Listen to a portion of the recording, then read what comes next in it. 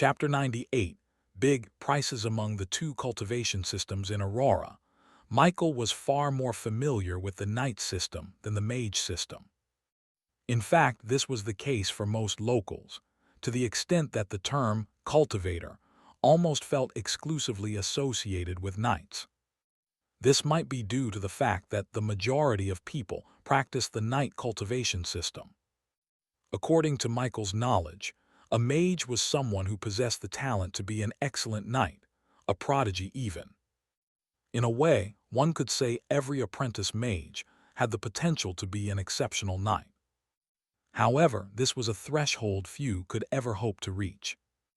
The original Michael, for example, would have been lucky to successfully light up a life seed before his death, a level of talent that wasn't particularly rare in the general population. Only individuals like Brian had the exceptional ability to become mages, which was ironic considering he somehow awakened the two most popular professions in Aurora. This highlighted how rare mages truly were. The rarity extended into the awakening system as well. The knight class was common grade, while any mage-related class was considered at least rare. Awakeners could also cultivate, and it wasn't that Michael didn't want to try his hand at cultivation now that he was an awakener. It was just that he lacked the time for such slow and steady progress. Miss Priscilla was the first mage Michael had ever seen, and he was understandably curious about her. However, his curiosity was fleeting. Her significance to him didn't come close to the value of the money his materials could fetch.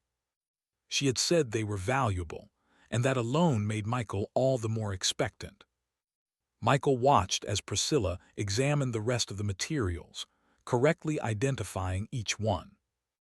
He was both impressed and anxious, waiting patiently as she worked. Finally, after what felt like an eternity, she turned her attention to him. "These materials of yours are quite valuable, but due to how you handled them, their price will have to be adjusted downward slightly," Priscilla explained. Michael listened in silence, understanding her reasoning. There was little he could do about the state of the materials. Killing the gargoyles cleanly wasn't an option. Unlike the goblins or black apes, overpowering them outright had been impossible. The wingless gargoyle was okay, but when he fought the other two, preserving their bodies had been the last thing on his mind. Priscilla, too, seemed to understand this. She knew that perfectly preserving monster corpses was a skill for the powerful, and the quality of these materials indicated the young man in front of her was no pushover. The remnants of the gargoyles alone, combined with the quality of the materials and faint traces of technology, suggested that the creatures had been formidable golems. All of this left her with a high impression of Michael, despite knowing he was an awakener, information she had gleaned from the middle-aged man beside her. What she didn't realize, however, was just how extraordinary Michael truly was. He wasn't an old awakener like she subconsciously assumed, but a mere 4-day-old necromancer with the equivalent power of an early stage rank 4 cultivator. After addressing the state of the materials, Priscilla got straight to business. "I'll start by stating the price I'm offering for your materials. First off, let's start with the lowest, which are the Etherstone and the Runed Core," she said. Michael's ears perked up at that and he began listening attentively. She said the lowest first. From those prices, Michael could gauge how big the sale would be by the end. "The Runed Core is partially damaged and will most likely be used as a research item that gets repurposed. As for the Etherstone, though rare, there are alternatives that serve the same function, even if they're not as durable. For the Runed Core, I'll offer you $450,000. Had it been in better condition, it could have fetched around $600,000. As for the Etherstone, I'll offer $700,000 each. Since there are two, that totals $1.4 million. Together, everything comes to $1,850,000. Do you have any objections?" Priscilla's calm tone made it clear she was prepared for Michael to raise concerns about the price. Was he going to? No. With a neutral expression, Michael responded, "No, no problem." Though his tone was calm, his insides were anything but. "Almost 2 million, almost 2 million, almost 2 million." Michael wanted to scream but managed to hold it in, keeping a poker face. Although he had anticipated that the gargoyle remains would be valuable, Michael was still surprised, thrilled, even, and his excitement grew as he thought about the next items. The next material Priscilla moved on to was the vein shards, which resembled short wires about the thickness of a baby's finger. As she counted the shards, Michael did the same. In the end, they counted 33 pieces. Priscilla spoke again, her tone steady and professional. "Once again, we're dealing with technology different from ours. However, these shards can be repurposed easily without much processing while also serving as valuable research items." The way she spoke gave Michael the impression that she was an honest woman, which made him trust her just a little more. It definitely wasn't because she was throwing out big numbers. "For the shards, I'll offer $65,000 each. What do you think?" Michael wasn't thinking, at least not about negotiating. No, he was thinking about $65,000 times 33. The current Michael had no choice but to be a trusting customer.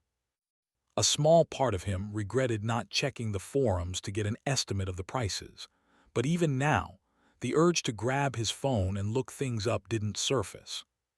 For some reason, his brush with death had made him want to be more in tune with life, at least for a little while. That, and he didn't believe an association staff member would scam him too heavily.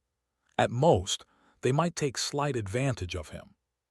Of course, if they did, Michael could only chalk it up to experience. However, he promised himself that after this, he would always come prepared, just like Myra had when she sold the black ape corpses, ensuring she wasn't taken advantage of by the old female supervisor. Michael stared at his account balance in a daze as he slowly made his way out of the trade center. "Your account balance is $16,803,543. $16 million. That was the total amount he'd earned from selling the remains of the gargoyles. How did Michael feel? Scared. The sheer amount of money momentarily frightened him. But after the fear came a short burst of greed. Greed for what? It was simple, the Black Tower. Michael couldn't even count how many gargoyle remains he'd seen back in that place, especially on the second floor. And that wasn't even including the tower itself, which was likely worth an astronomical amount to be able to withstand the violent clashes between monsters as strong as Lucky. If just a small part of it earned him this much, how much could the entire structure and its contents be worth? Before, Michael had been cautious, almost reluctant, about returning to the ruins. Now he was eager to claim them as his own. However, realization left him a little frustrated. To attend an academy, he needed strength. To evolve his undead continuously, and ensure he didn't lose control as they grew stronger, he needed strength. And now, to claim a treasure as valuable as the Black Tower, he also needed strength. This one was especially frustrating since, without sufficient power, it wasn't just failure he risked, it was death. Strength. It was the one thing Michael didn't have enough of. Strength and money. Michael groaned as his excitement began to wane, bringing him back to reality. Though he would have loved to leave the money untouched in his account for a while longer, nothing in this cursed world ever went according to plan. But there's no way 16 million can finish that fast, right? Now that I have this much, even if I buy better equipment for my undead as they grow stronger, there should still be a lot left, right? When it came to his own growth, Michael couldn't be selfish. But that didn't mean he didn't enjoy the vanity of knowing he had millions in his account.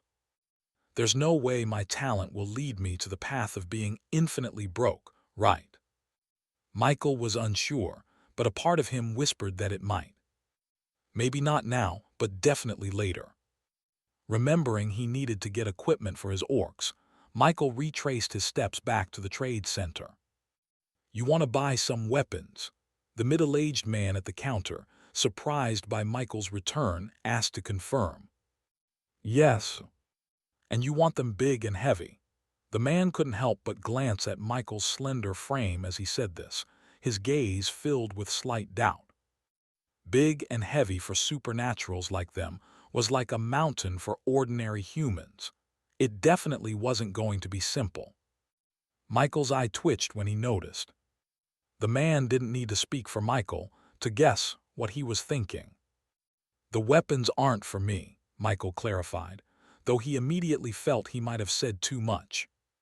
Wasn't he just confirming he wasn't as strong as he looked? "Oh," the middle-aged man said, thankfully not commenting further on Michael's choice of purchase. Soon, Michael was led to yet another door.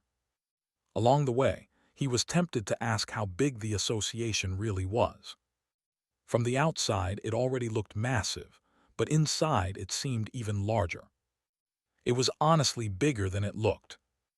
The equipment room was spacious, though not as vast as the underground areas he'd seen earlier. It housed several compartments filled with categorized weapons. However, Michael couldn't help but feel that if he wanted to arm all of his undead, the equipment in the room might not suffice. Still, he didn't comment on this. He assumed the association had its own ways of managing inventory. Though unsure about the exact number of supernaturals in Woodstone City, Michael guessed it must be substantial. Even with another Supers Association branch in the city, the demand for weapons had to be significant. Still, Michael kept his thoughts to himself. If the time ever came when he needed to buy equipment in bulk, he'd learn how the association handled such supplies. The association's forum store also sold weapons, ranging from mundane to special, but purchasing in bulk was tricky. This was one reason Michael hadn't considered using it to arm his undead. After allowing Michael a moment to take in the equipment room, the middle-aged man from the trade center finally spoke. "So what type of weapon are you looking for? Swords, spears, halberds, hammers, and so on. Name them, and if we have them, I'll take you to see the models." Michael caught a keyword. Models. However, now was the time to dwell on it. He turned his attention to deciding which weapons would suit his undead. Among his humanoid undead, Michael decided he didn't need to arm the female orcs or the wolves. The former were mages who didn't rely on physical weapons, though a wand or staff might suit them. The latter, the wolves, didn't seem to require any equipment at the moment. With 5 female orcs and 3 undead wolves out of the equation, Michael was left with 12 undead to equip. 10 male orcs and 2 blue apes. All of them were strength-based creatures. Michael deliberated for a few seconds before coming to a decision. Broadswords, axes, and hammers, all of them should be large and heavy, he stated firmly. The middle-aged man nodded, though he was curious about Michael's insistence on such oversized weapons.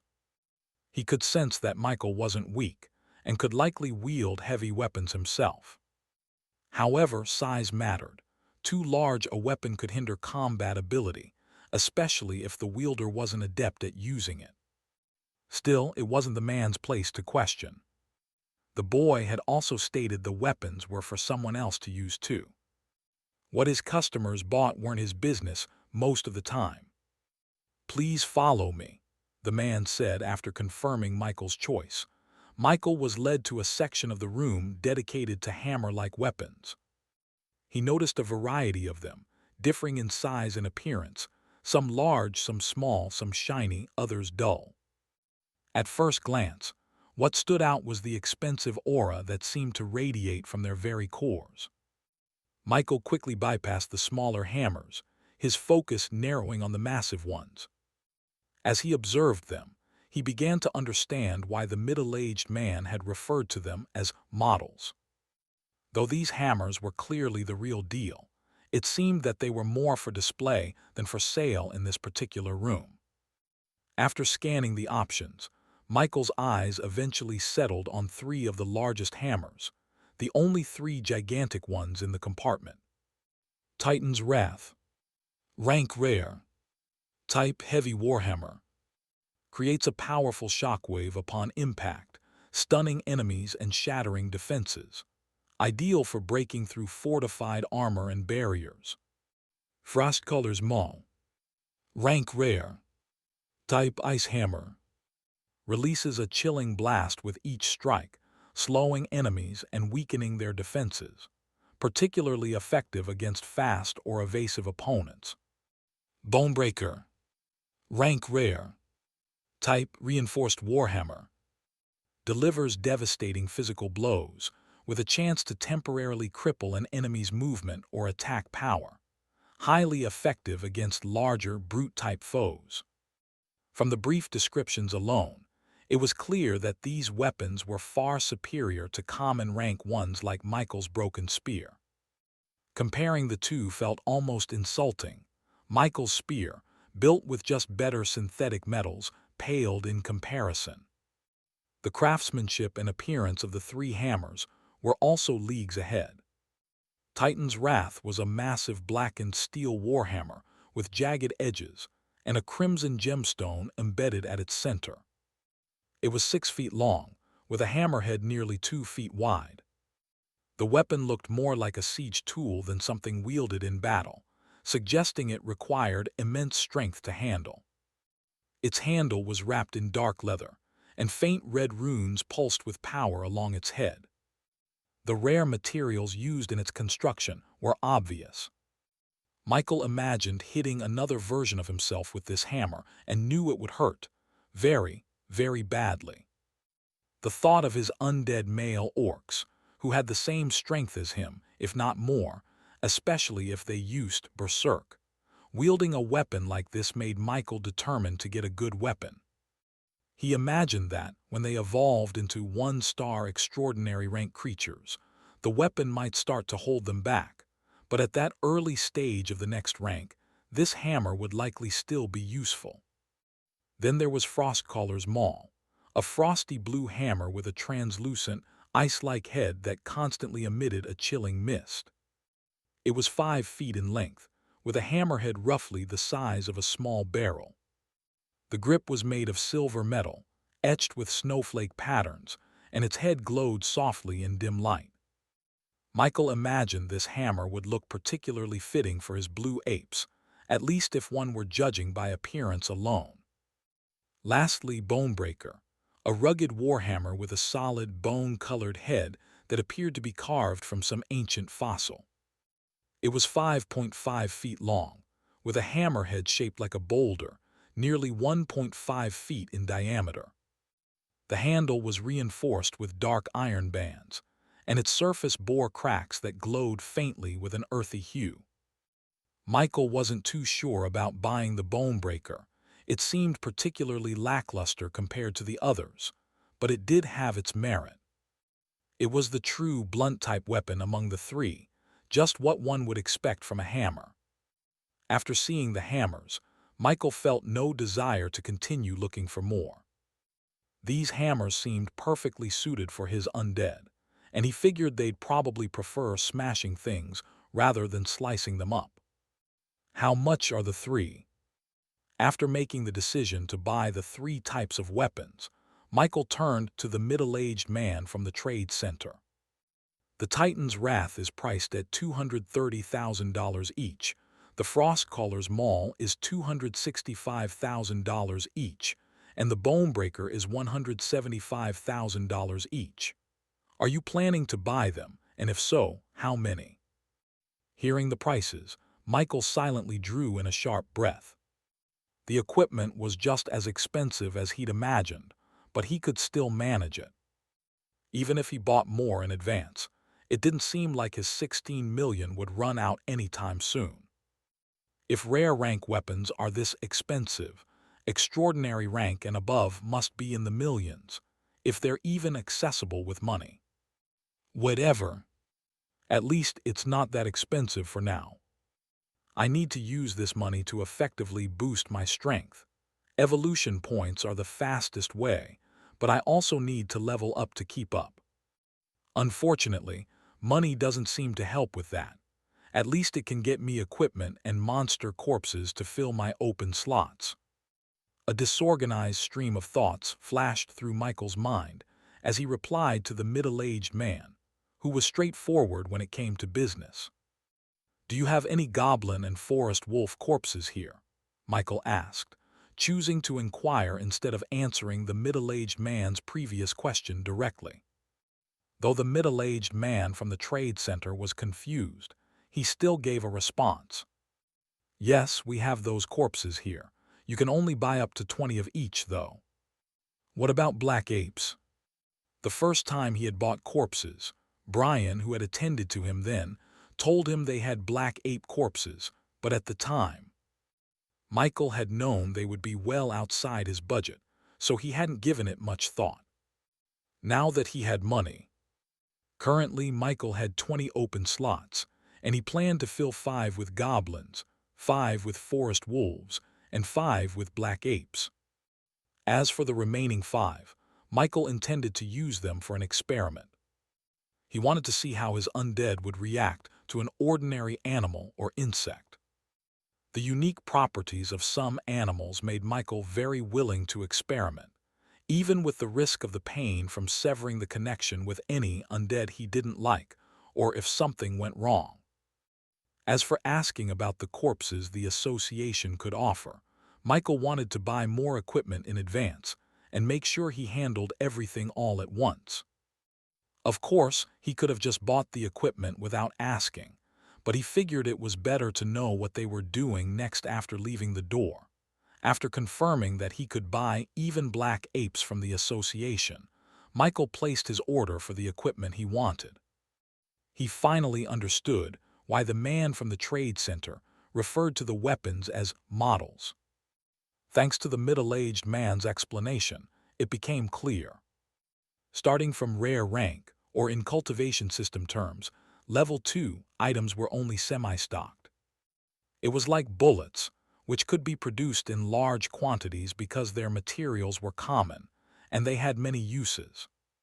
However, rare rank equipment required unique, high-quality materials, specialized craftsmanship, and often had specific functions. As a result, these items couldn't be mass-produced in the same way. Instead, models were displayed to showcase what was available, and orders were made based on demand. They were called semi-stocked products because only a limited number were produced periodically, preventing the waste of valuable materials. If the stock finished, then one would have to commission directly from the creators. Michael, planning ahead for the time when he'd reach level 25, the maximum level for rank 1, which he aimed to achieve in Woodstone City, decided to order 8 sets of each hammer for the time being. After some contemplation, he included the Bonebreaker, not because it was his favorite, but because its lack of strong magical presence made it the easiest to repair. Well, according to the middle-aged man from the trade center that was trying to make more sales. A total of 24 hammers brought the cost to a hefty $5,360,000, cutting his remaining funds by a third. Though he felt a pang of pain, Michael knew it was a worthwhile investment. The hammers would last him a long time, and if he ever upgraded, he could resell them, albeit at a lower price, standard for second-hand goods. He knew this because he'd asked the middle-aged man from the trade center, who had responded with a suspicious gaze but explained patiently. After placing the order, the man informed Michael that the association currently had only 4 of each hammer in stock. He assured him that he'd contact the branch in Woodstone City to transfer any remaining stock, and if necessary, place an order from outside the city. As for the models, they were kept on display even when stock ran out, allowing potential buyers to place special orders so they weren't sellable items. Michael was instructed to return tomorrow afternoon for an update. He didn't mind the wait, especially since there were no delivery fees involved. With the hammer issue settled, Michael and the man from the trade center didn't leave the equipment section just yet. After all, what good were weapons without armor? Though his undead were technically dead, they could still die when destroyed. The corpse acted as a container for their souls, which was what kept them alive. If the vessel perished, the soul it housed would also die. Michael wasn't just focused on making them hit harder, he wanted them to be much harder to kill. Unlike the varied types of warhammers he ordered, he opted for the most practical and durable armor he could find. Just like with the previous purchases, Michael also bought 24 sets of armor. Though he was satisfied with his acquisitions, the large sum he had spent in such a short time briefly made him question whether he was making the right choice. However, that doubt was fleeting, as he reminded himself that he was not only keeping his daily evolution point providers safe, but also strengthening them. Speaking of evolution points, Michael had checked his talent section and noticed his points had refreshed and increased to 36. That was enough to upgrade at least 5 one-star common rank undead to 1-star rare rank creatures. Titan's Aegis. Rank rare. Type heavy defensive armor. Adapts to fit the wearer, providing unparalleled physical defense. Grants moderate regeneration, restoring health gradually over time. The Titan's Aegis was a full set of dark, matte black armor designed for maximum protection and mobility, priced at $320,000. The chest plate was smooth yet heavily reinforced, with raised sections over critical areas such as the chest and abdomen. The pauldrons were angular and compact, offering shoulder protection without limiting arm movement. The gauntlets were sturdy, featuring reinforced knuckles and streamlined forearm guards for both offense and defense. The greaves were equally robust, with overlapping plates shielding the shins and knees while still allowing flexibility for rapid movement. This armor was intended for his male orcs, with one set for himself, as it had size adjustment properties. Michael felt that the blue apes with their unique limb structure would be better off without armor. Currently, Michael had 10 male orcs, and fully equipping them would take 10 sets of weapons and armor, leaving 14 sets. These would be divided between his other orcs and blue apes, with only hammers for the latter. To be fair, the equipment he had bought wouldn't be enough to fully equip all his undead, especially since he didn't plan on missing out on acquiring more humanoid undead once he reached max level in rank 1, but for now, it would suffice. The land origin was rumored to be a heaven for leveling up, and Michael had felt that potential at the start. He would have felt it again, had the gargoyles not been such tricky monsters. Now that he had found civilization, he hoped it would be easier to find a hotbed for monsters, making his investments worthwhile. After securing the armor, Michael also purchased a new spear. Venomfang Spear. Rank rare. Type Poison Spear. Inflicts a potent poison on the target, dealing continuous damage over time and weakening their defenses. The Venomfang Spear featured a sleek, dark green shaft made of reinforced alloy, with veins of glowing emerald running along its length. The spearhead was long and serrated, resembling a fang. Despite its deadly appearance, the spear was lightweight and perfectly balanced as Michael gave it a feel, making it highly effective for both thrusting and throwing. This spear cost Michael another $226,000.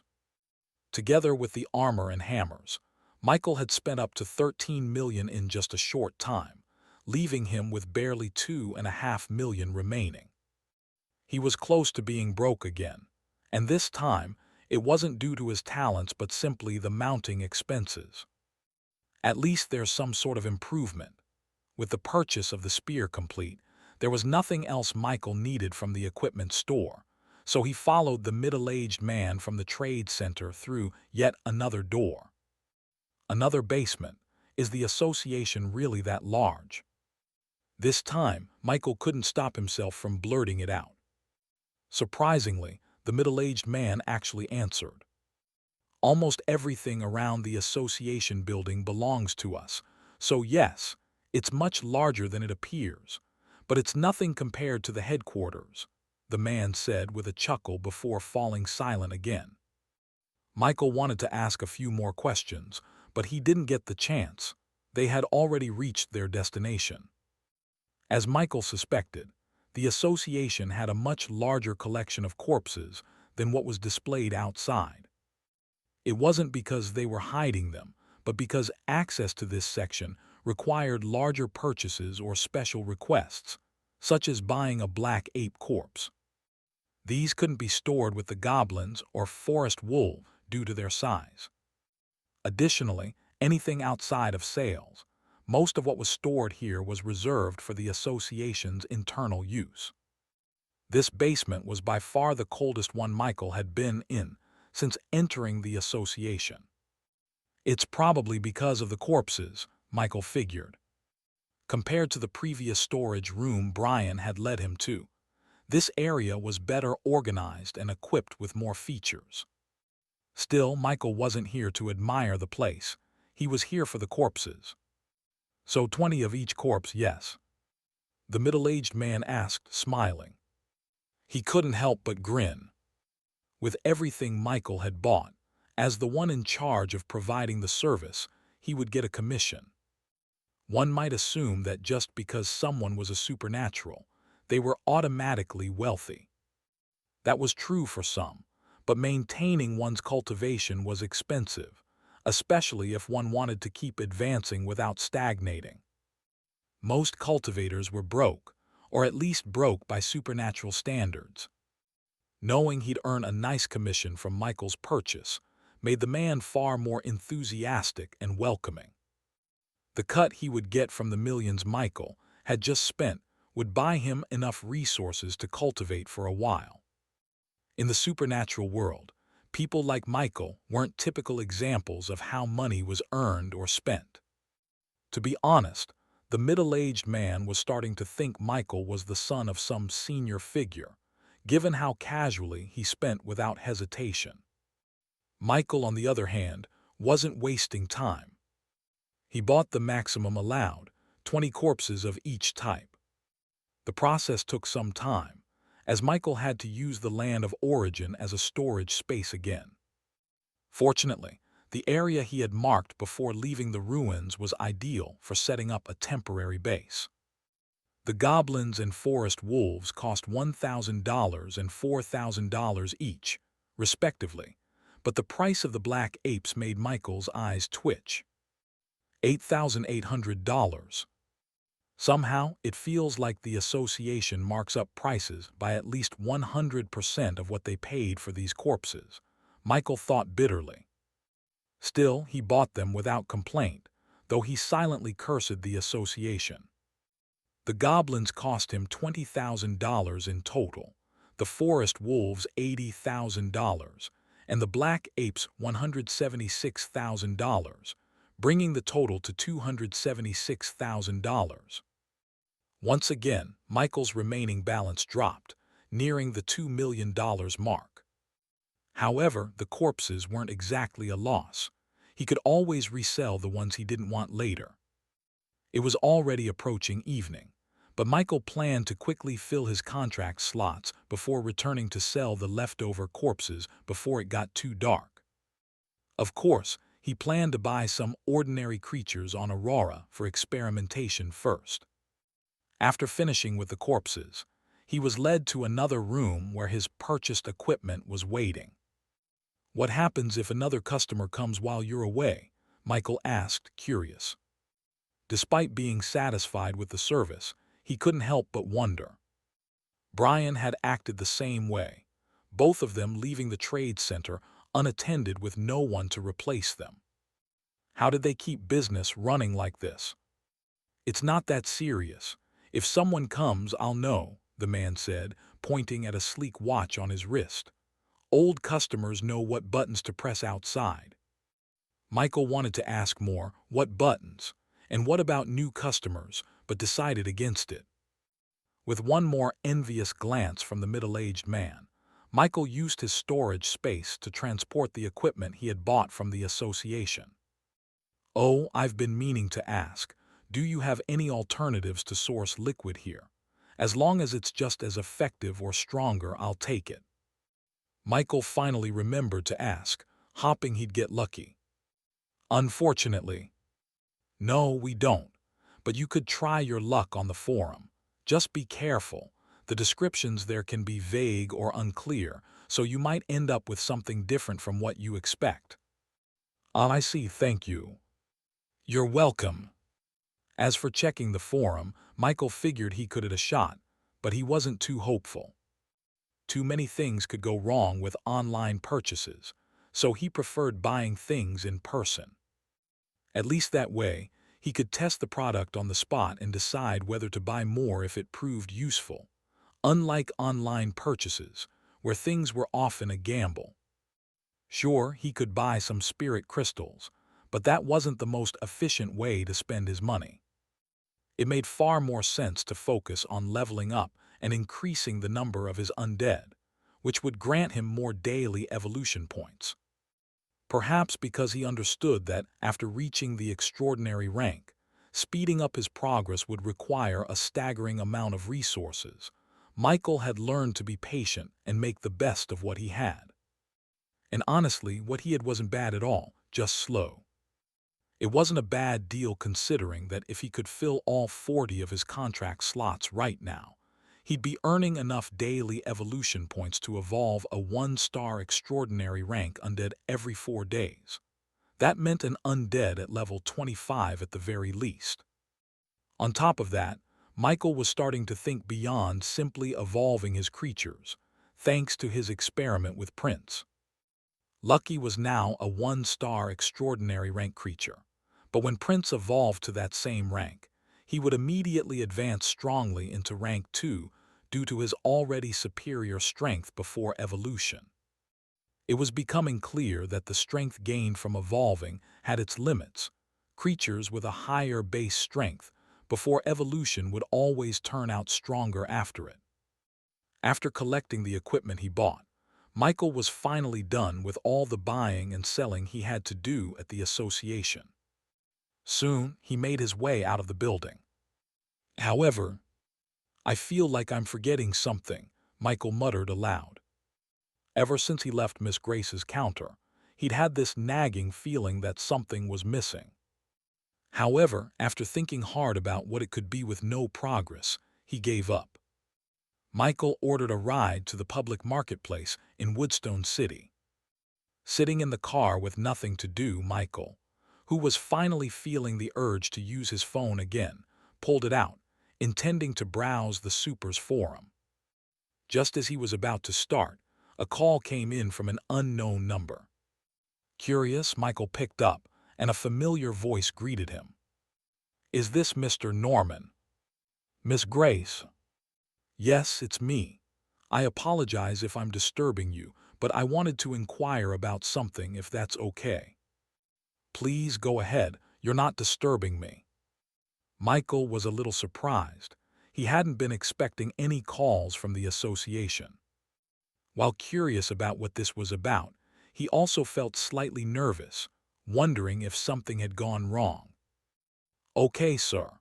Well, I forgot to ask you when you were here if you'd like me to register your new rank. Since you're still a new supernatural, you're eligible for the benefits program for the gifted, which lasts for 3 years after your initial registration. I'm not sure if you remember, but even if you do, allow me to repeat the information. As a rank 1, if you manage to reach this level within 6 months of your awakening, your monthly benefit will increase. The same applies if you advance to rank 2 of your system within a year. Additionally, though the information increase won't be as significant as becoming a level 2 member, certain things will be more accessible to you on the Supers Association forum.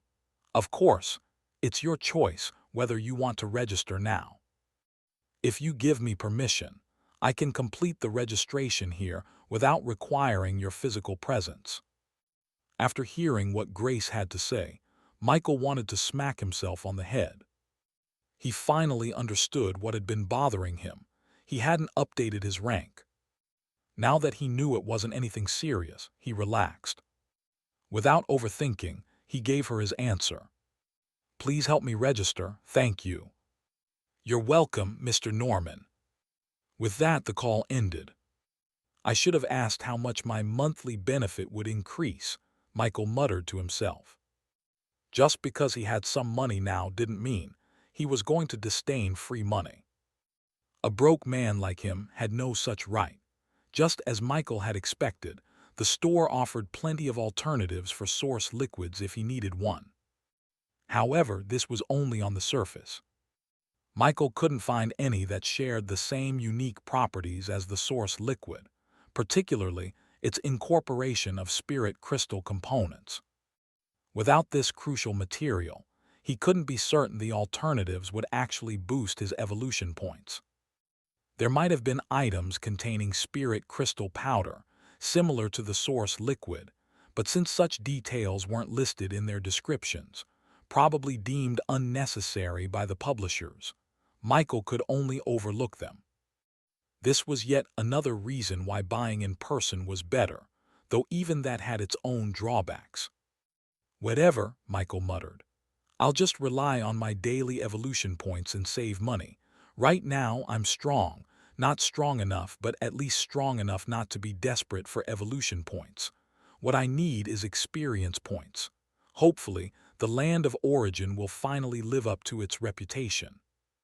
Several thoughts and plans flashed through Michael's mind. If luck was on his side, he started to believe that reaching rank 2 might not be as difficult as he'd initially thought. Of course, that was a big if. "We're here," a voice echoed in front of Michael, pulling him out of his thoughts. It was the cab driver. "Thanks for the ride," Michael said as he stepped out of the car. "You're welcome." Michael had already paid en route, so there was no further business with the driver. He also noticed that the cab driver didn't seem particularly uncomfortable around him, which meant he'd successfully controlled his aura, at least to a degree. Before Michael's feet even hit the ground, the lively clamor of the city market reached his ears. Bayon Market. It wasn't the largest in Woodstone City, but it was well known, often referred to as a city market by those from outside the area. The market offered a little of everything, from household AI assistants to fresh groceries. Michael wasn't unfamiliar with Bayon Market. He'd visited a few times with Aunt Mia, so he knew his way around. With a clear goal in mind and plans to pursue afterward, Michael didn't waste time wandering. He went straight for his objective, acquiring ordinary creatures to turn into undead and test his talent on. In Aurora, animals hadn't changed much since the initial calamity. While it was true that some animals had once mutated into monsters, that era had passed. Now, in the living territories, animals appeared much the same as they had 2 centuries ago. Michael spent little time in the market. He avoided unnecessary complications and headed straight to the first stall he saw that sold insects as pets. Without a specific target in mind, he simply purchased what was available: a jar of ghost ants, another containing praying mantises, and jars of crickets, blue morpho butterflies, and caterpillars. These choices weren't deliberate, just what the stall owner had on hand. For now, anything would do. Michael only wanted to test how his talent affected ordinary creatures, and whether it could expand beyond the typical range undead necromancers relied on. "It'd be great if I could get my hands on the corpse of a lion or something," Michael muttered to himself. Wishful thinking, of course. It was getting darker, close to 4 p.m. in the real world. In just a few hours, Michael aimed to fill his contract slots and return to the association to sell the ones he couldn't use. His storage space was limited, and even if he could keep the corpses, they became worthless to him if Undead Revival failed. There was no point in holding onto something that had no further use. Even after the increase in storage space from his advancement, it still wasn't large enough to accommodate excess corpses. His original plan was to hunt creatures himself to fill future slots, but current circumstances didn't allow for that. At least not until noon the next day, and by then, he wouldn't even be able to fill more than 20 open slots before his daily points refreshed. Michael also wasn't rushing because of the state of the monsters if they stayed out of the freezer too long. Instead, he was determined not to let them become the obstacle that prevented him from entering civilization in the land of origin when it was now so close to him. Before leaving Bayon Market and heading back to his hotel, Michael made sure to buy plenty of clothes for himself and his humanoid undead. He chose outfits that leaned toward a medieval style, leathers, coats, and the like, based on the impression he'd gotten from the people he saw passing through the gates in the land of origin. Though he worried that, despite his efforts, their appearance would still stand out, there wasn't much else he could do. Since he planned to move at night, he hoped the darkness would provide some cover. After buying clothes, and ignoring the suspicious looks he received while purchasing a suspicious number of women's undergarments, Michael returned to his hotel. At the reception desk, he also booked a week-long reservation after some consideration. Though he missed home, Michael found himself enjoying the freedom to go wherever he wanted, whenever he wanted, without needing to explain or worry his family. He'd return home eventually, but for now he had goals to achieve. Back in his room, Michael took a quick bath.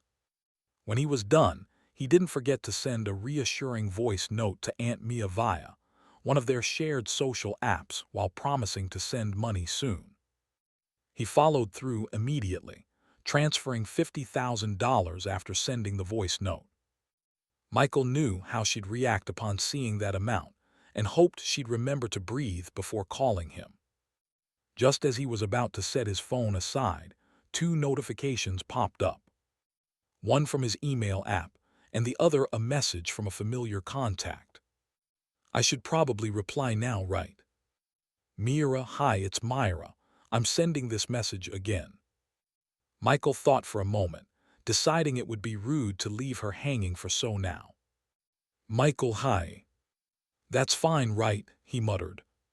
He thought about it for a few seconds. Yeah, it's fine. Michael then turned his attention to the email, already guessing its contents. When he opened it, his suspicion was confirmed. Congratulations on your advancement, Awaken a Michael Norman. As a genius and a favored individual of the Federation, we wish to show our support in any way we can. We wish you success on your journey, and as always, may the will of Aurora endure for 1,000,000 years. Beneath this message was a series of details, but the one that caught Michael's attention most was the increase in his monthly benefits. It went up by this much. $100,000. It was a pleasant surprise. For the next 11 months, he'd receive this amount each month, essentially $1,000,000 in total. Not bad at all when he thought of it that way. If it's this much, I wonder how much it would be when I advance to rank 2. Michael didn't doubt his eventual advancement to rank 2. What he wasn't sure of was when. It could happen tomorrow if luck was on his side, or it might take 100 times longer, but he was certain it would happen eventually. The monthly benefit increase felt satisfying, and before Michael could even put his phone aside, he received an alert. $100,000 had just been deposited into his account. Apparently, it didn't matter when he advanced. Even if he collected his $15,000 monthly benefit as an unranked Awakener today and registered as rank 1 tomorrow, he'd still receive the full benefits for both stages without any reductions. As expected, the Federation had money to spare. Michael had already decided how he'd use his increased benefits once he advanced again. But everything hinged on that advancement. If he didn't reach rank 2 within a year, he could forget about receiving anything further. Finally done with his phone, Michael connected it to a charger and set it aside. He then grabbed the sack containing the jars of insects. The sack wasn't large, as he'd only bought one jar of each type. Soon, Michael carefully placed the jars on the desk in his room. Now he faced a dilemma. How do I take them into the land of origin? Living creatures couldn't enter his storage space, even if placed in a jar. They had to be dead. Given how tiny and delicate the insects were, crushing them could easily ruin their bodies, even if he tried to be careful. He was just that storage for such a delicate task. Michael pondered this for a moment, wondering if he should have bought insecticide or something similar. Then an idea struck him: his mana. Though Michael still wasn't well-versed in magic, he wasn't a complete novice anymore. As one's mana capacity increased, so did its applications beyond just casting spells. For example, it could be used for intimidation, something Michael had subconsciously done before Grace called him out, or, in its extreme form, to kill with mana alone. Michael stared at the jars with a contemplative expression. A few moments later, he gathered the jars together and placed his hand above them. Slowly, a greenish-dark aura of mana began to seep from his outstretched hand, the energy growing denser as it enveloped the jars. Inside, the insects started to panic, their movements becoming erratic. But Michael's expression remained cold, as if what he was doing was of no consequence. He continued increasing the mana output, focusing on the image of pressure in his mind. Only when the glass jars began to tremble did he slightly reduce the intensity, fine-tuning his control. A few seconds later, you killed a common LV1 ghost ant. You killed a common LV1 ghost ant. You killed a common LV1 cricket. You killed a common LV1 praying mantis. So weak. Michael wasn't concerned about the lives he had just taken, something the pre-awakening him would have hesitated over, even if they were just insects. Instead, his attention was fixed on the experience points, or lack thereof, he'd gained from the insects. Nothing. They were so weak they didn't even provide a single experience point, despite being rated 1 star in the common rank. Michael felt the rating might only exist because there was no lower category than common. Even if there were, he doubted these insects would qualify.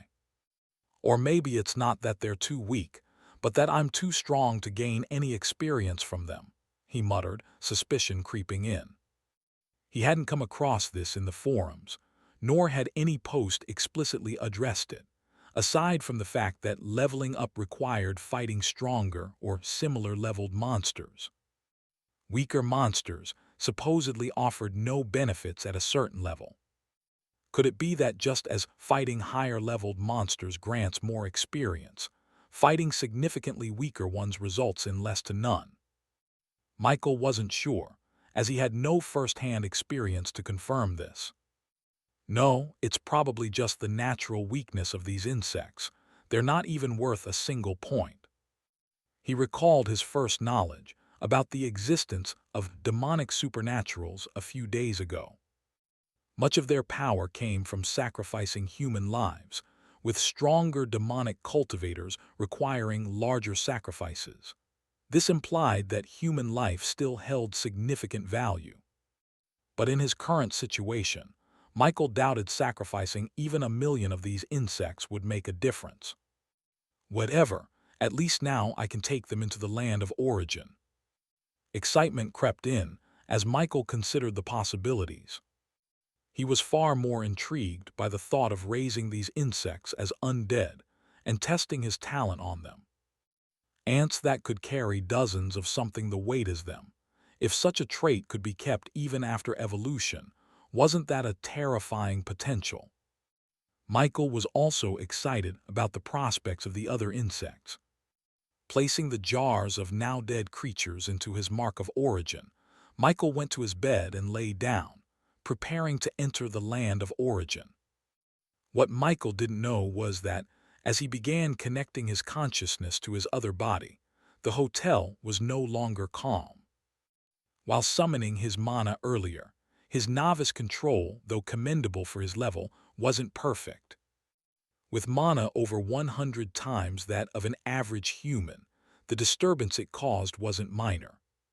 For nearly a minute, everyone in the building felt the suffocating pressure. The air grew simultaneously stiflingly hot and chillingly cold. Though it wasn't unbearable, the discomfort was undeniable.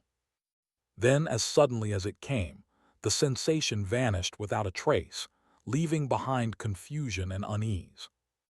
Though no one could explain what had happened, murmurs and noise slowly started appearing throughout the hotel. In a room near Michael, two middle-aged men with rough, weathered faces sat in tense silence. If Michael had been closer to them, even as a novice necromancer, he would have sensed the faint aura of death and necromantic energy lingering around their bodies, something he was gradually becoming familiar with. "What was that?" one of the men asked, his face grave. The room these two occupied just happened to be in the direction where Michael had outstretched his hand earlier, causing them to bear the brunt of the pressure. "I don't know, but the aura felt a lot like the man the higher-ups assigned to us. Do you think it's him?" The other man replied, his tone laced with anxiety. "I'm not sure," the first man muttered. "But seeing as no one has come for us, it could very well be him. Maybe he's signaling us to hurry up." "You're right, but damn it, the higher-ups are treating us like cannon fodder.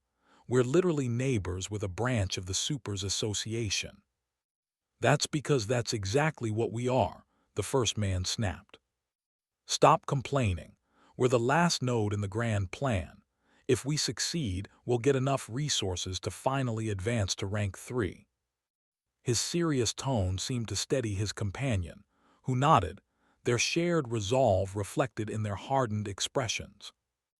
After a brief pause, the first man continued, "Let's finish everything by tomorrow morning. Last night's work, with help from our brothers at the other nodes, brought us much closer to our goal." Then a twisted grin spread across his face as excitement bubbled within him. "In a place like Woodstone City, there aren't many strong people. This is the day the world will finally recognize us, the superior beings. We were never equal, never." His voice dripped with madness, his eyes gleaming with unrestrained ambition. Meanwhile, Michael remained oblivious to the danger brewing around him. To him, the hotel was no longer of any concern. He was back in the land of origin. Unlike the real world, where night had begun to fall, the land of origin remained bright, the sun still high in the sky. "The air here really does feel fresher. Or maybe it's just because I've been in the forest for days now," Michael mused aloud, taking in his surroundings. Nearby, his undead stood silently, while the organized bodies of monster corpses lay ready to serve as material for creating more undead to fill his remaining contract slots. Status: Name: Michael Norman. Class: Adept Necromancer. Level: 15. Exp: 1094-17718. Strength: 30.42. Agility: 41.16. Constitution: 31.72. Intelligence: 110.1. Attribute points: 30. Skills: Undead Summoning, Undead Revival, Detect, Basic Shot, Share Senses, Spearmanship, Acid Shot, Bone Spear, Slow Curse, Bone Armor, Corpse Explosion. Talent: Infinite Evolution. Class Skill: Contract Slot 2040. Gift: Mark of Origin. Indeed, compared to a few days ago, the Michael of now had grown stronger, and he would only continue to grow. Michael took a quick glance at his intelligence stat, knowing he'd soon need to spend a significant amount of mana again. 110, he muttered, a satisfied smile forming. Gone were the days when his agility stat could compete for the top spot. Now even agility trailed far behind. Still, Michael felt conflicted about his highest stat. Over 100 points in intelligence, yet he'd only gained 2 skills from it. Share senses and acid shot. All his other magical skills, bone spear, slow curse, bone armor, and corpse explosion came as quest rewards or through advancement. Skills like basic shot and spearmanship were obtained through actions. Bone spear had been granted upon his advancement to rank 1. It was common knowledge that acquiring a skill for every 20-point increase in a main stat was more of a rare bonus than a guarantee. Knowing this didn't make it any less frustrating, but it softened the blow. Michael shifted his focus away from his status panel. Since he hadn't yet begun the undead revival process, there was no need to allocate his attribute points just yet. With the sheer quantity and purity of his mana now, he doubted he'd run into issues reviving monsters similar to those from before.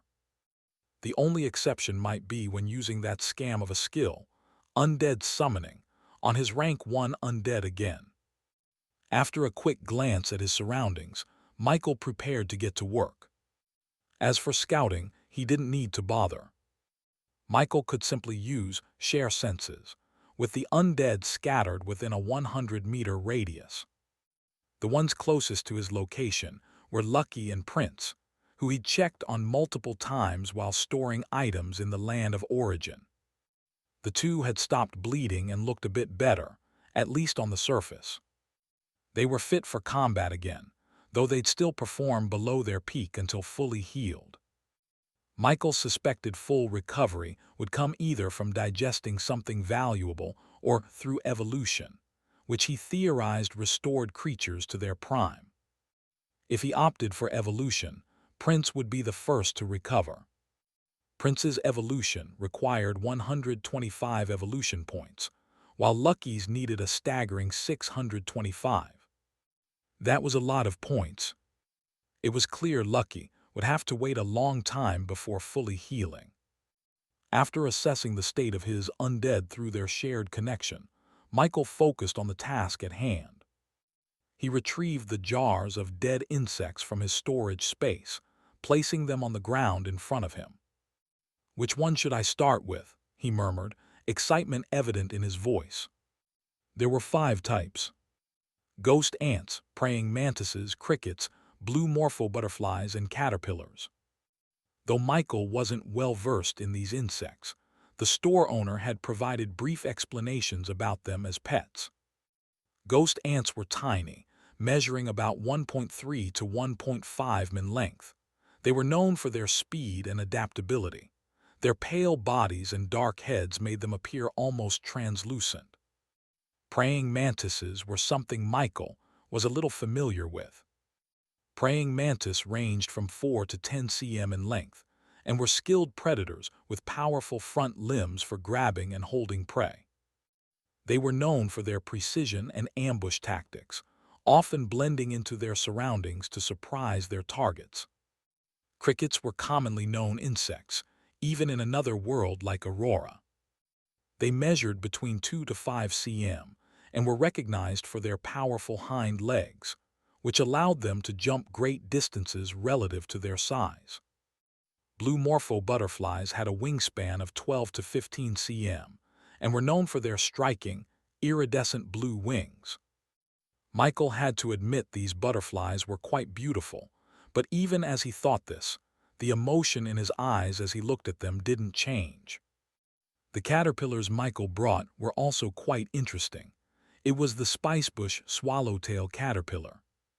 This fascinating caterpillar had a unique appearance and intriguing behavior. According to the stall owner, as a juvenile, it resembled a bird dropping to avoid predators. In its later stages, it mimicked a small snake, with large, false eye spots on its body to scare off birds and other threats. It was a strangely beautiful creature, and Michael took a little time to appreciate it. All in all, Each of these insects had interesting traits about them. Perhaps this was how most of the entire insect kingdom was. Michael couldn't help but wonder how things would change if he could evolve them. In the end, Michael decided to start with the ghost ant. After carefully pulling one of the bodies out of the jar without crushing it, he placed it on the floor in front of him and immediately used Undead Revival. As the skill took effect, Michael couldn't help but feel a bit nervous. While he didn't foresee any issue with the revival failing due to it being an ant, the fact that he was trying to revive an ant, something so small and seemingly insignificant, felt odd. However, much to Michael's surprise, the revival process was not only successful, but surprisingly easy. Undead Ghost Ant LV 1. Rank Common. It had been much easier than expected. But whether this was because of the strength difference between them, or some other reason, Michael didn't dwell on it for long. Instead, Talent Infinite Evolution. Evolution Points 36. Evolvable. Undead Ghost Ant LV 1. Sufficient evolution points can be evolved. Seeing the 36 evolution points, Michael didn't hesitate for long before making his decision. Evolution points show me your limits. As soon as Michael spoke, the same glowing light from his previous evolution experience enveloped the ghost ant's body. However, this time there were no screams. Perhaps it was because the ant didn't have vocal cords. It simply thrashed about slightly. It didn't take long. The light around the ghost ant intensified, and slowly its body began to grow, becoming taller and more imposing. And within moments, it had reached a meter in height. Clearly, it was no longer the ghost ant it once was. No, it had a new name now. Undead Spectral Ant LV 2. Rank Common. And that wasn't all. Your Undead Spectral Ant has gained the skill Ghostly Camouflage. Your Undead Spectral Ant has gained the skill Ghostly Charge. Your Common Undead Ghost Ant has evolved to Common Undead Spectral Ant. Your Undead Spectral Ant has gained the skill Ghostly Camouflage. Your Undead Spectral Ant has gained the skill Ghostly Charge. Spectral Ant. Somehow, just seeing the name made Michael feel like this wasn't a completely new race. If his assumption was correct, then it wasn't that his talent evolved his undead in random ways. It evolved them along a pre-structured path, whether they were connected to the root of that path or not. This didn't disappoint Michael. If anything, he felt excited. If the evolution of an ordinary creature could yield something exceptional, what would happen when he evolved animals like lizards or snakes? Creatures that were often said to possess draconic bloodlines or to be linked to dragon-like myths. Was there a chance he could achieve something extraordinary from such ordinary creatures? Michael's imagination ran wild for a while before he hit himself lightly on the head, forcing himself to focus. It gained 2 new skills, Michael muttered, staring at the panel in front of him. Judging by their names, they seemed like racial abilities. Whether they were or not didn't matter. He immediately pulled up the details for the 2 skills. Ghostly Camouflage, Basic Mastery Proficiency, 2.324%. The spectral ant can blend into its surroundings, becoming semi-transparent and significantly harder to detect visually. At Basic Mastery, it becomes almost invisible in dim or shaded environments for up to 15 seconds. However, the effect does not prevent detection by enemies with heightened senses or those trained to detect supernatural creatures. There is a 30-second cooldown after use. Ghostly Charge, Basic Mastery Proficiency, 3.03%. The spectral ant increases its speed by 40% for 8 seconds, allowing it to move in a sudden burst toward a target. After the charge, it suffers a 4-second slowdown, but the skill can be used again after a 20-second cooldown. This race seems to be one of the stronger ones among its rank and star rating, and it's not just ordinary strong. This was the impression Michael got about the spectral ant after reading the description of its two skills. But there was something else Michael was curious about. Not everything was written in the status panel. Just because the race of the ghost ant had changed didn't mean Michael forgot what it originally was. An ant. And what are ants known for? Their strength. The ability to lift objects dozens of times their weight. Michael didn't dare think too far ahead, but if this trait carried through its evolutions, the physically strongest undead wouldn't be his humanoid ones like the male orcs. It would be the evolved ghost ants instead. At the same level, the difference in strength would be too vast to compare. Michael turned his gaze to the undead spectral ant in front of him, observing its appearance. For one, it was a massive ant. The spectral ant was an imposing creature, standing nearly waist-high on Michael. Its sleek, obsidian-black exoskeleton shimmered faintly under the light that entered the cave, as though coated in a thin, ghostly mist. Its legs were thick and segmented, ending in sharp, hook-like claws that dug easily into the ground.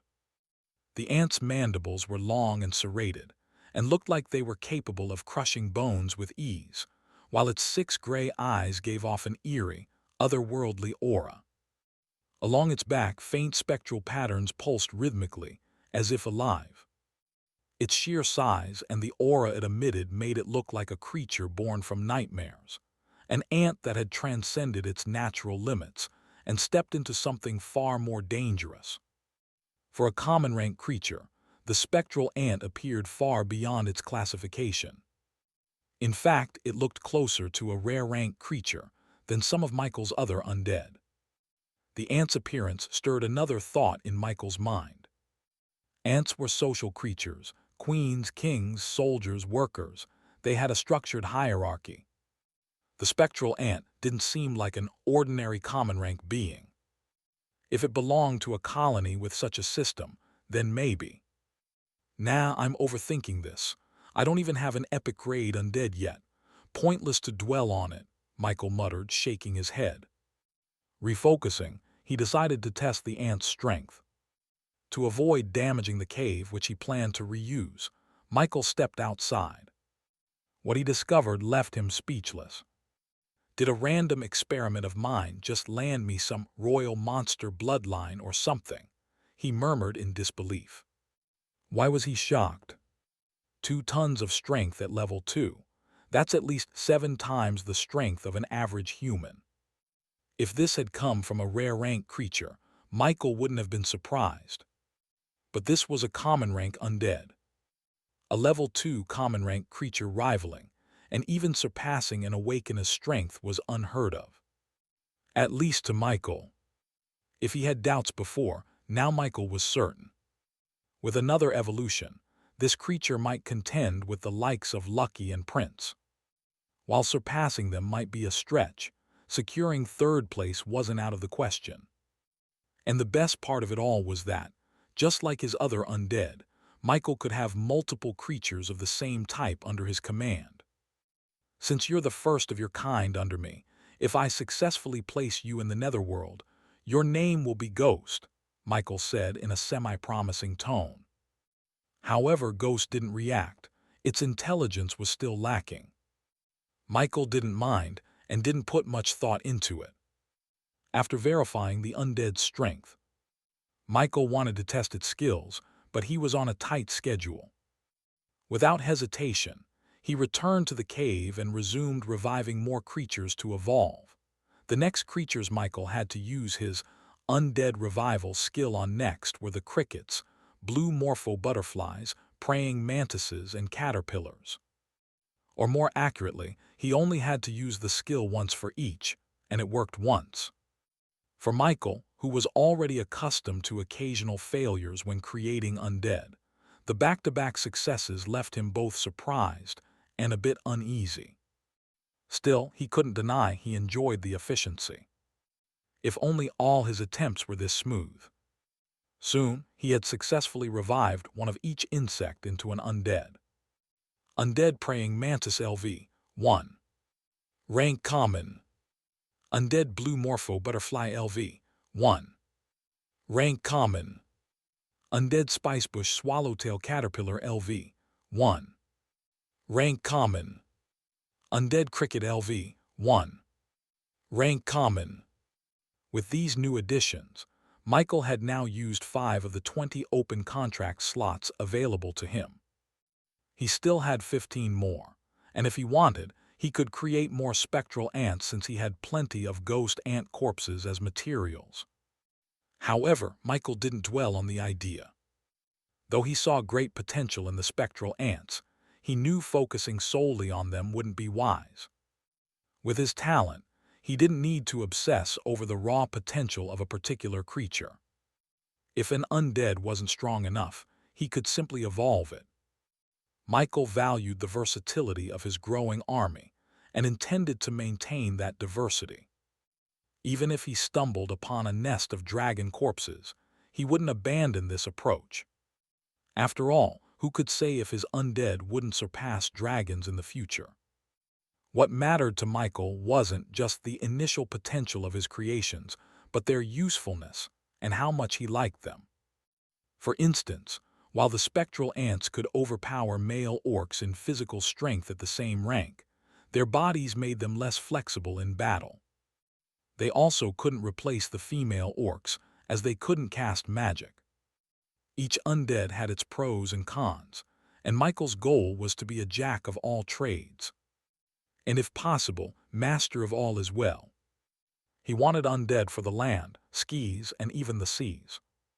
A single outstanding, undead type wouldn't change that plan. After all, he wasn't a specialist necromancer, and he preferred it that way. Michael's attention remained fixed on his new undead. Though he could evolve them all at the same time to save effort, he decided to take his time and evolve each one individually to better understand their unique evolutions. Since there were 4 undead to evolve, Michael chose one at random to start. Undead Praying Mantis LV 1. Rank Common. Evolve to Common for 1 evolution point. Yes. The familiar scene of his undead emitting light appeared again. Michael observed carefully and watched as changes started to manifest on his undead praying mantis. Just like the spectral ant, its body grew significantly, but it wasn't until the light emanating from its body faded that Michael fully realized the extent of the transformation. Another race chain. A part of Michael would have been disappointed if it hadn't occurred, but the change was expected, and it was exactly what he needed. Undead Shadow Mantis LV 2. Rank Common. Yet again, another creature that seemed to have something to do with darkness. Michael observed the appearance of his newly evolved undead. The Shadow Mantis seemed like it would stand at an imposing height of nearly 1.6 meters, 53, if fully upright. It had a sleek, dark exoskeleton that shimmered faintly under dim light, a mix of deep black and smoky gray that seemed to absorb the surrounding shadows. Its elongated forelimbs, each over a meter long, were razor-sharp with serrated edges.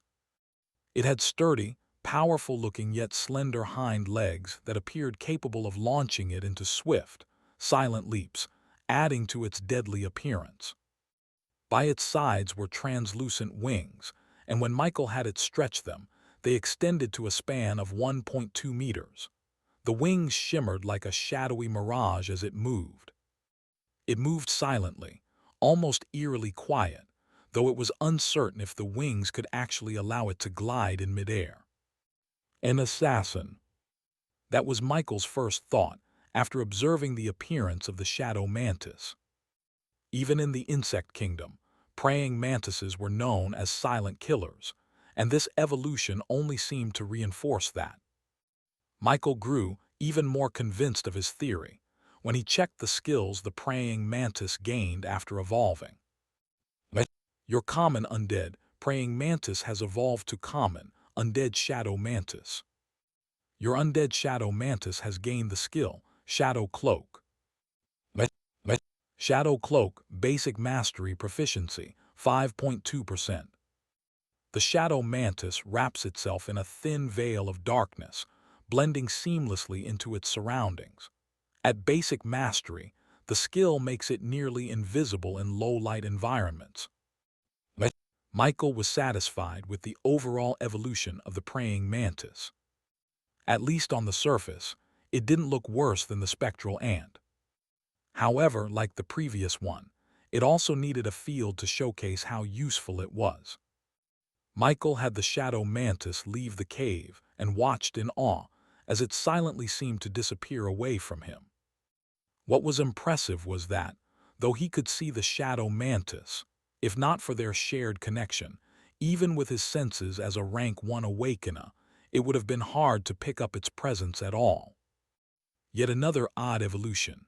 Or are all insect monsters this powerful? Michael couldn't help but think. At common rank, these creatures already showed great potential, and Michael couldn't help but wonder how they'd fare when he evolved them again soon.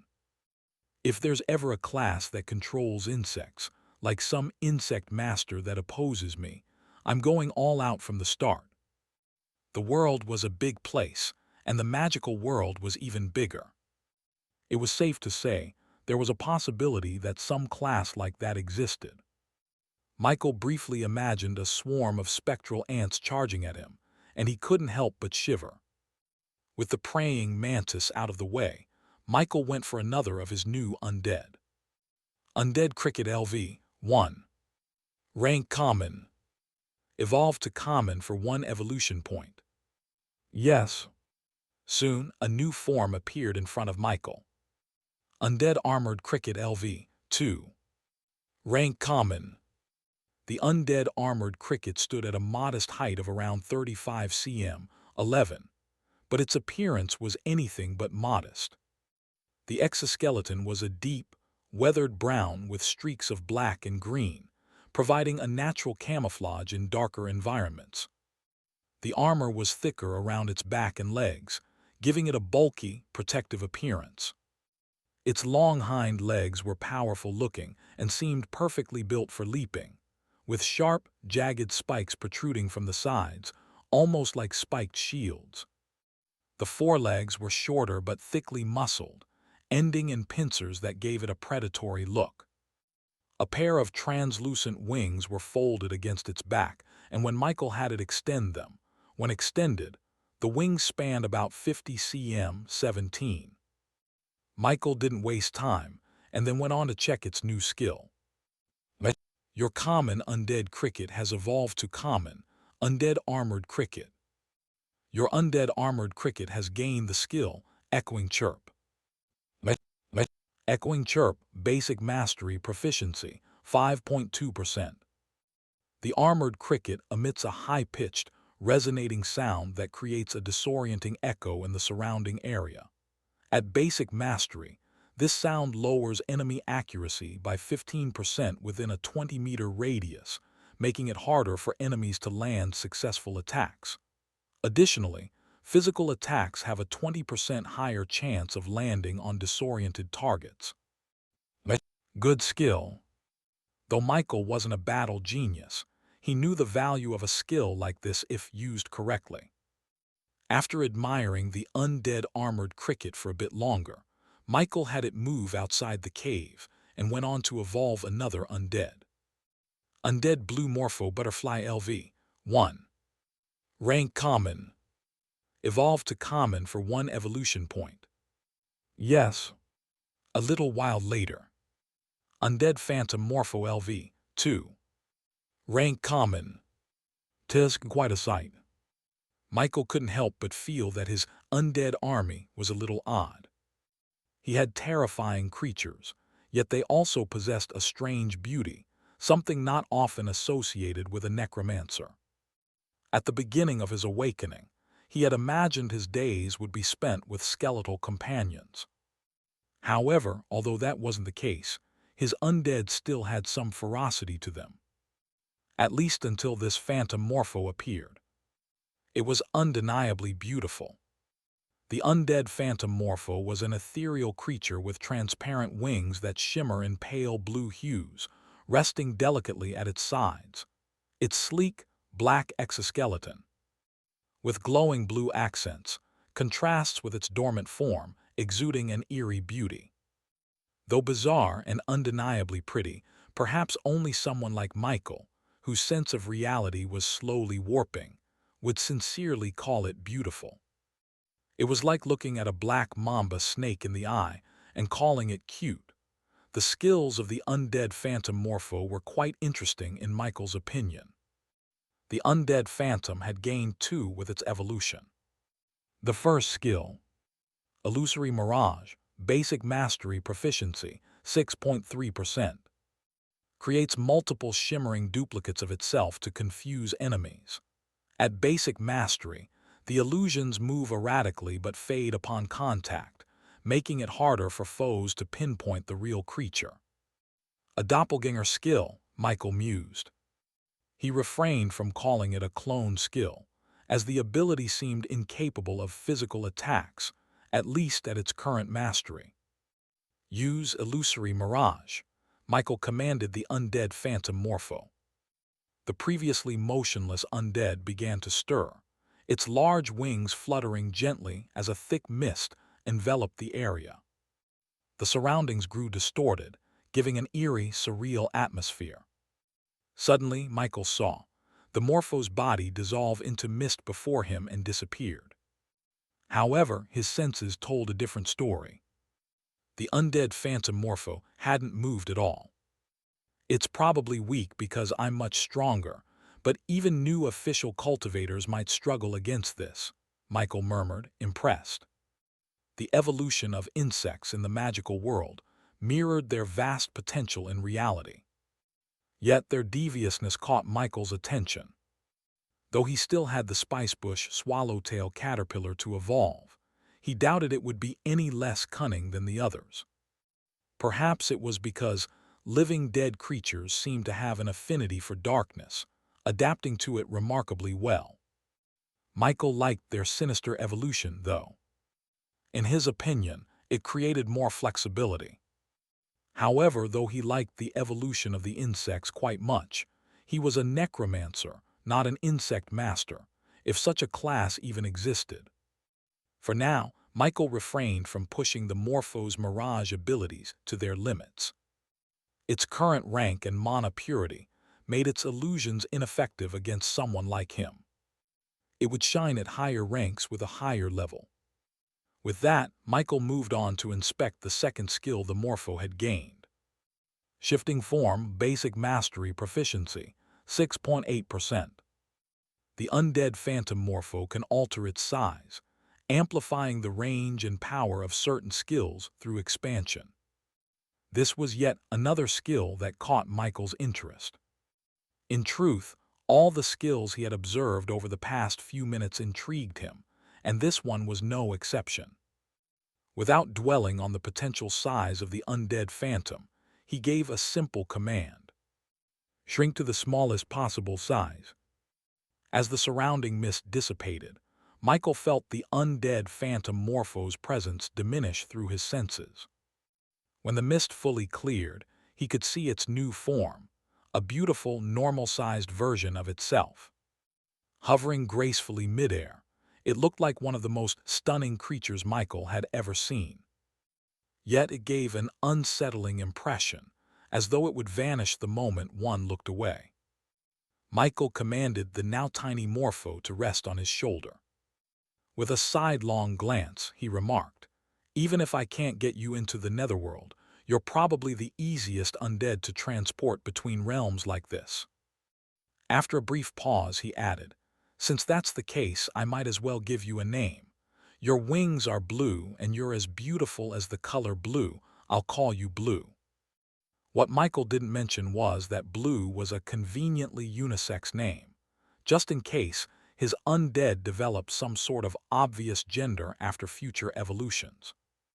With Blue's evolution complete, only the caterpillar remained. Seeing as it was the largest of his insect undead, Michael decided it would be better to evolve it outside, just in case something unexpected happened. Heading to an open area in the forest, Michael immediately used Undead Revival on the spicebush swallowtail caterpillar. As he partly expected, it succeeded on the first try. Without hesitation, he initiated its evolution. A while later, the process was complete, though the result wasn't what Michael had envisioned. "A moth," he muttered, surprised. Then again, given that it had started as a caterpillar, it made a certain kind of sense. Undead Spicebush Swallowtail Moth LV. 2. Rank Common. The Undead Spicebush Swallowtail Moth also had quite a huge appearance. The Undead Spicebush Swallowtail caterpillar had evolved into a large, elegant moth with striking wings resembling the intricate patterns of the spicebush swallowtail butterfly. Its wings now shimmer with dark, iridescent blues and purples that resemble shadowy, fragmented glass. The body of the moth is long and sleek, with a shadowy, almost ethereal quality to it. Its abdomen is armored with faint, skeletal plating, and its antennae are sharp, flicking with an unsettling motion. Its size was 1.5 meters, 411 wingspan when stretched. The Undead Spicebush Swallowtail Moth also had its own set of interesting skills. Elusive Flight Basic Mastery Proficiency, 12%. The Undead Spicebush Swallowtail Moth can create a deceptive illusion of multiple moths during flight, capable of causing mass confusion. Venomous Dust Basic Mastery Proficiency, 9%. The Undead Spicebush Swallowtail Moth can release a cloud of toxic dust from its wings that lingers in the air for a short period. At basic mastery, the poison is relatively weak, but still capable of numbing limbs and disorienting enemies who inhale it. Prolonged exposure can result in mild paralysis and dizziness. Shifting Form Basic Mastery Proficiency, 6.8%. The Undead Spicebush Swallowtail Moth can alter its size, amplifying the range and power of certain skills through expansion. The Undead Spicebush Swallowtail Moth was clearly another illusory-type creature, similar to the Undead Phantom Morpho, with little to no direct combat power. "I wonder if using them together could create some unexpected synergy," Michael mused. With the evolution of the Spicebush Swallowtail caterpillar complete, he was finally done filling his experimental contract slots. Now it was time to focus on other tasks, such as filling his remaining contract slots and perhaps dressing up his naked orcs. The Undead Spicebush Swallowtail Moth was named Purple by Michael, following a similar thought process to when he named Blue. With these two included, Michael now had 7 named undead, and a total of 25 undead under his control. This also meant that his next daily evolution points would amount to 26 points, provided he didn't continue reviving more corpses and turning them into evolution point generators. Of course, this wasn't possible. With the insect-related matters out of the way, Michael moved to the place where he had stored the monster corpses he'd bought from the association and began using Undead Revival on them. As for why he didn't evolve his insect undead immediately, it wasn't because he didn't want to, it was because he preferred to do so only after successfully testing undead summoning on them. Just because Michael had become stronger didn't mean the skill was any less of a gamble. Its success had little to do with his personal growth. The only real benefit of advancing was that he now had more mana to try more attempts, which in turn steadily increased the mastery proficiency of undead summoning. Moreover, while repeated failures made it harder for an undead to enter the netherworld, ironically, the sheer number of attempts increased his chances of eventually succeeding. However, this improvement only applied to weaker monsters. When it came to monsters of a similar level or those at high ranks, Michael's odds were no better than they had been back when he was still unranked. This was why he had felt somewhat reluctant when he evolved his undead into rare rank creatures, which automatically advanced them to rank 1 without first being sent to the netherworld for his advancement quest. However, he had done what he could at the time, which was why he now had 13 undead residing in the netherworld that he could summon and dismiss at will.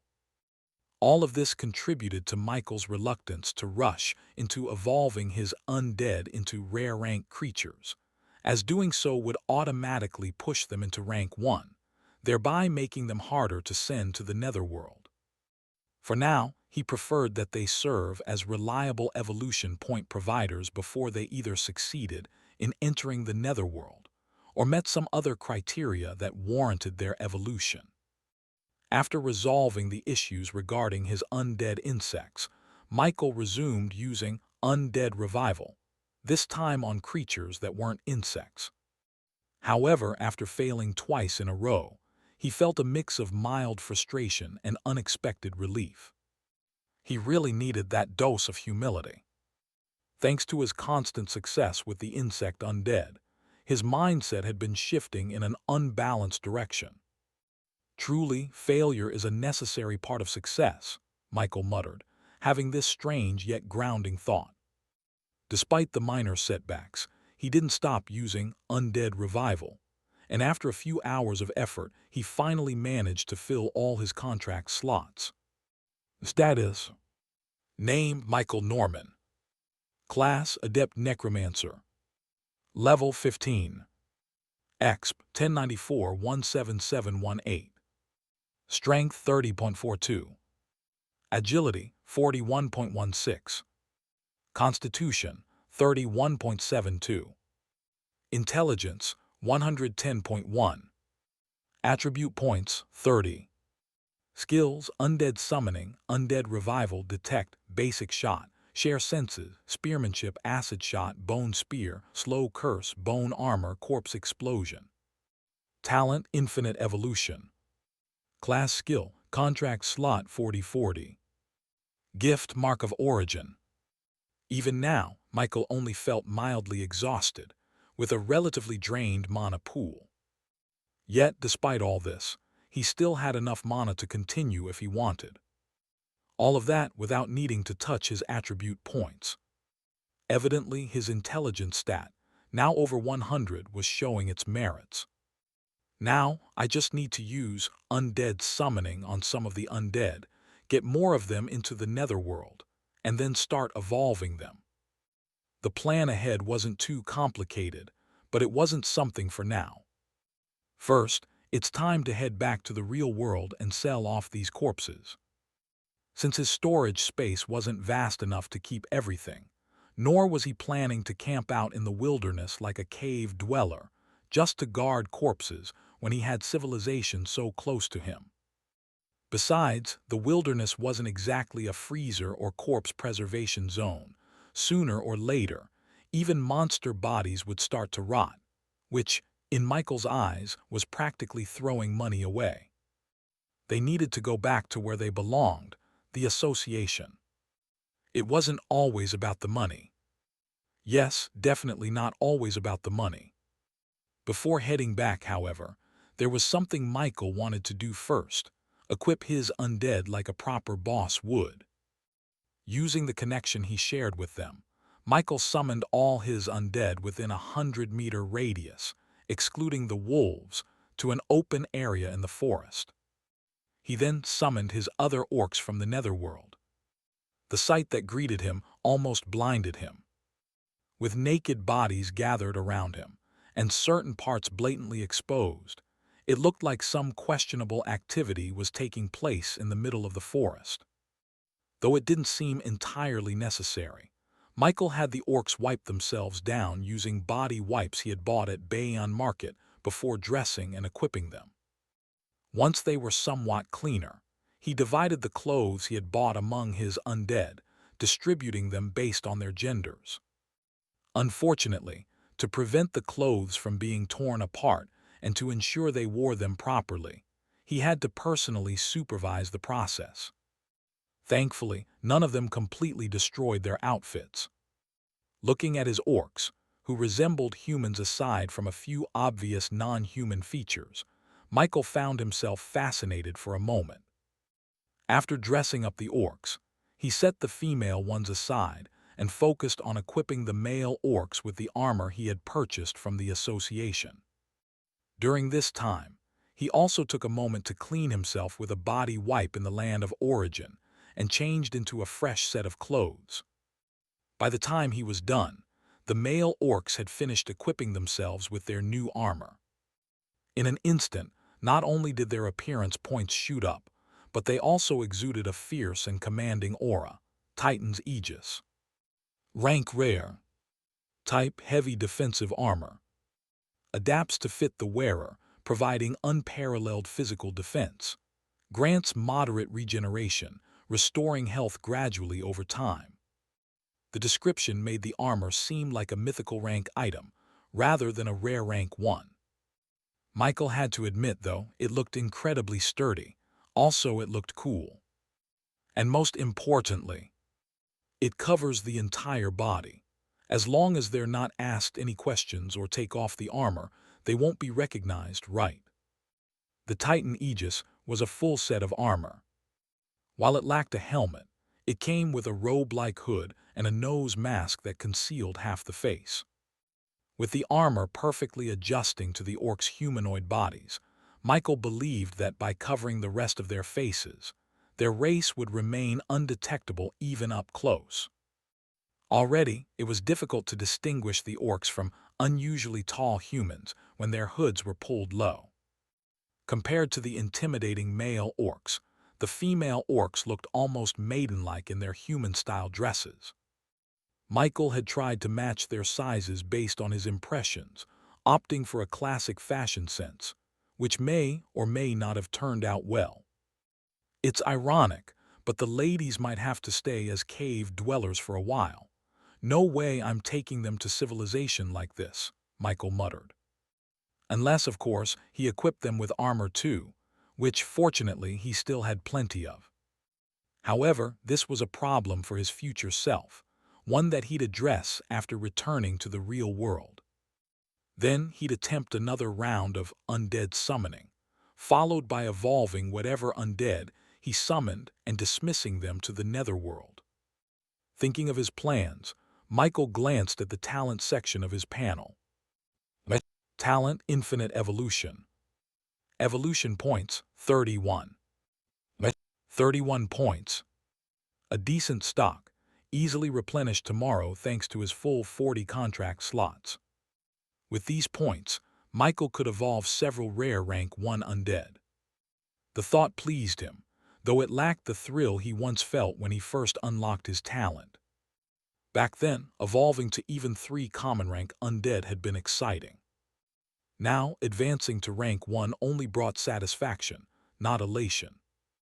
Michael doubted evolving his undead to rank 1 now would impact his stats at this stage. Only key undead like Lucky and Prince would offer substantial growth now. The feedback system had its nuances. For necromancers, the stronger an undead, the greater the feedback, so long as the vessel receiving it could handle the overflow. It was like pouring water into a cup. A small vessel overflowed quickly, limiting growth, while a larger one could absorb more before spilling. Similarly, Michael's vassal, himself, had grown stronger, a larger cup requiring greater feedback to see significant growth. After taking one last look around to ensure he hadn't missed anything and dismissing the undead he could back into the netherworld, Michael reconnected his consciousness to his body in the real world. Soon, a pair of green eyes opened in a well-lit room. When Michael had left the land of origin, it was already getting quite dark. Naturally, in the real world, it would only be darker, and this was confirmed when he grabbed his phone and saw that it was a few minutes past 11 p.m. It was very late, but since the association operated 24/7, Michael could still head out, and that was exactly what he planned to do. After washing his face, he grabbed his phone and stepped out of his hotel room, only to find the door of the room directly opposite his opening at the same time.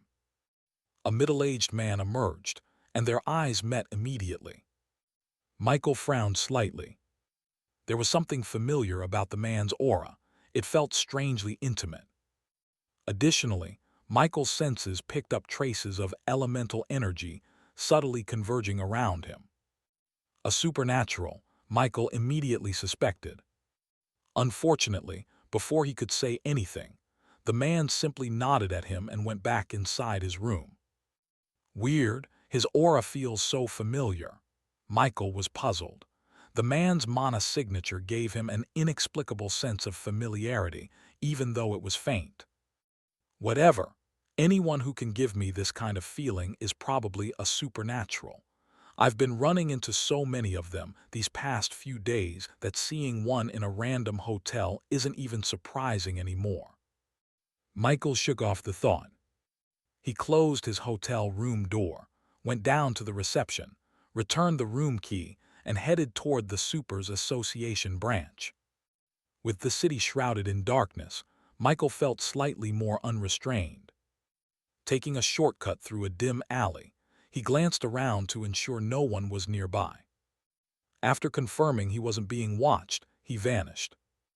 A few seconds later, he reappeared in another dark alley just a few meters away from the Supers Association branch building. That felt great. For the first time since his awakening, Michael had fully utilized his stats like a proper supernatural, and the feeling was exhilarating. However, while he was still thrilled, he couldn't ignore the slight fear lingering in the back of his mind. Moving at such high speeds had been both exciting and unnerving.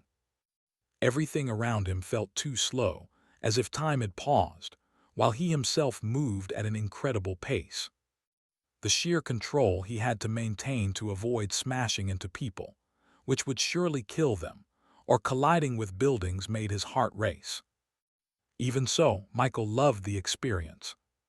Not only did it feel incredible, but something that would have taken 20 minutes at a normal walking pace had taken him mere seconds.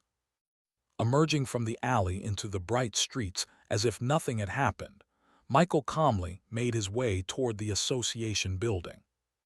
Upon reaching it, he stepped through its open doors without hesitation. The interior of the association was brightly lit, but noticeably emptier than it would have been during the day.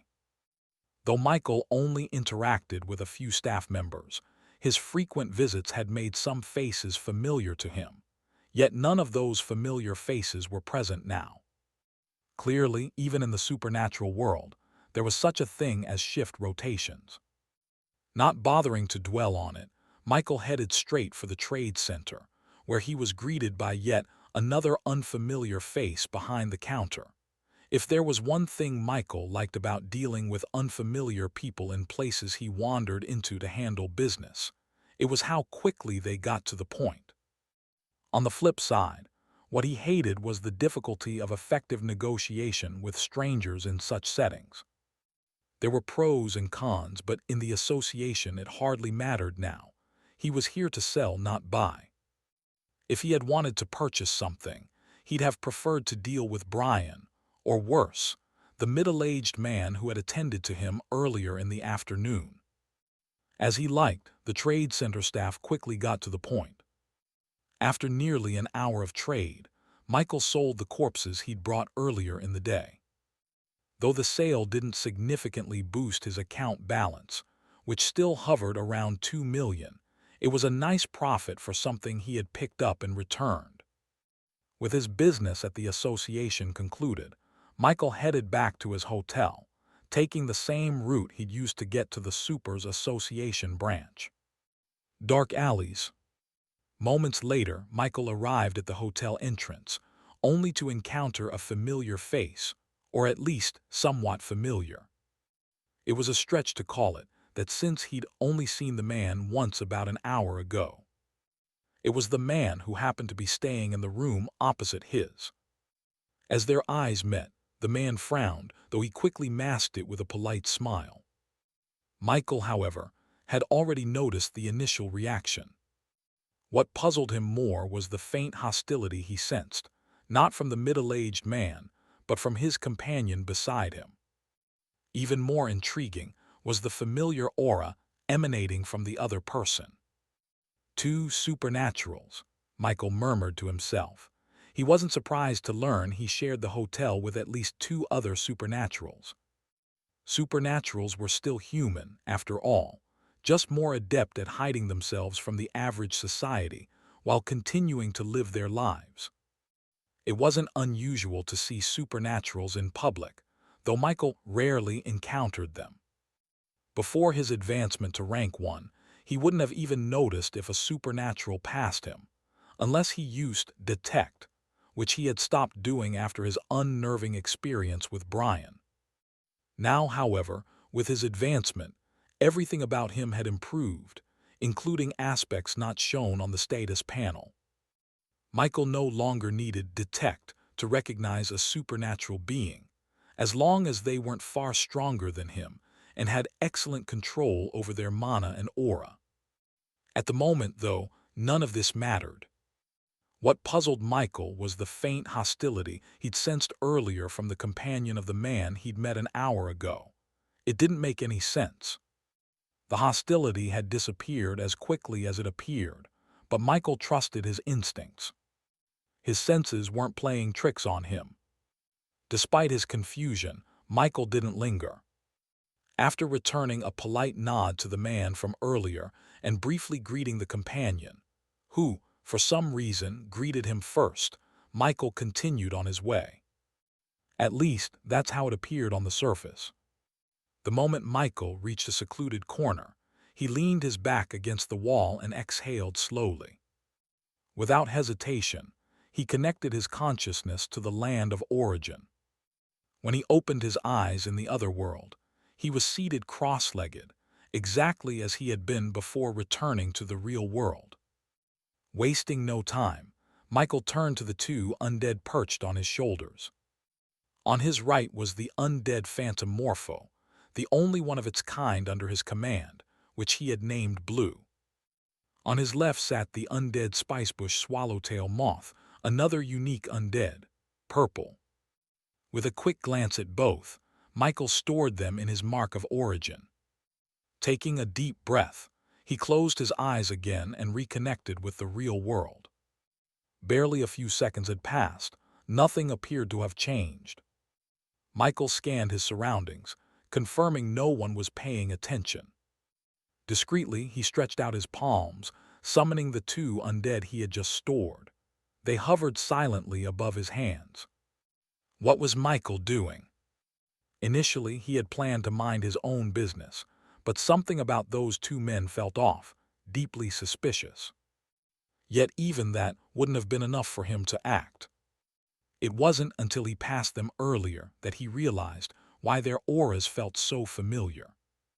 It was a sensation Michael knew intimately, ever since his first undead.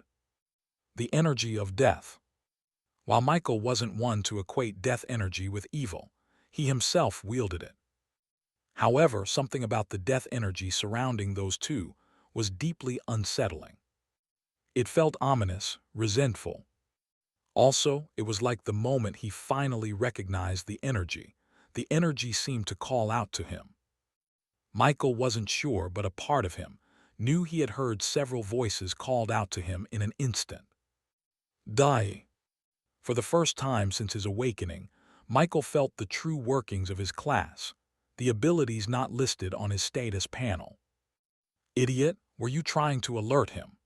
The older of the two men snapped angrily as soon as they stepped outside the hotel. He clearly seemed to be the leader. Sorry, the second man replied meekly, his head lowered. I couldn't help myself.